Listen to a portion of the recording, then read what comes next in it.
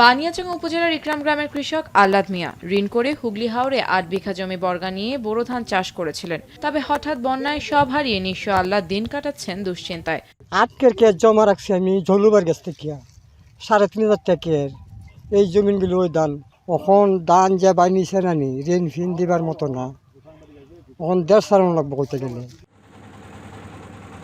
চৈত্রের শুরুতেই ভারী বৃষ্টিপাতে ডুবে গেছে হুগলি হাওরের প্রায় ৫০০ একর বোরো ফসল। এতে শতাধিক কৃষক পরিবারের মধ্যে নেমে এসেছে হতাশা। এখন তো বৃষ্টি হইয়া কষ্ট করছি, বান সান আটকাই যাচ্ছি না, ডিব্বিয়া গেছে।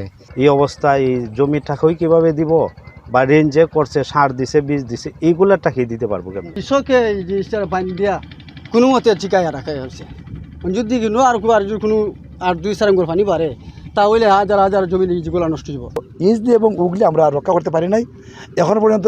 আপনার বালি বাদসরা এবং ব্যাংক এখন তো আসে যে যদি বৃষ্টিটা একটু বাড়ে, আবহাওয়া যদি পরিবর্তন না হয়, যে কোনো মতে চলে যাবে। যে যারা ক্ষতিগ্রস্ত হয়েছে তাদেরকে ক্ষতির পূরণটা দেওয়ার একটা ব্যবস্থা যেন হয়।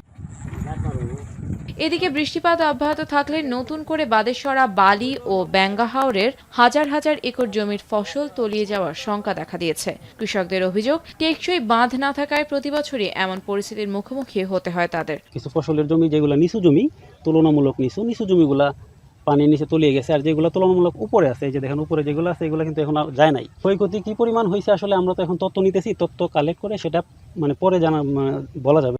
ক্ষয়ক্ষতির তথ্য নিরূপণ করা হচ্ছে এবং দ্রুতই বাঁধ নির্মাণে পদক্ষেপ নেওয়া হবে বলে জানিয়েছেন সংশ্লিষ্টরা। হাওর অবশ্য আমরা এরকম একটা প্রকল্প আছে, আমাদের জায়গার একটা প্রকল্প, হাওরের যে সংযোগ খাল সেগুলো খননও এই প্রকল্পের অধীনে আছে।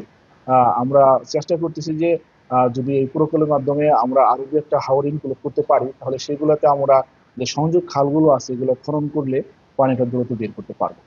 ক্ষতির হাত থেকে বাঁচতে দ্রুত এসব হাওরে স্থায়ী বাঁধ নির্মাণ এবং সরকারি সহযোগিতা চান কৃষকরা। এখন হবিগঞ্জ।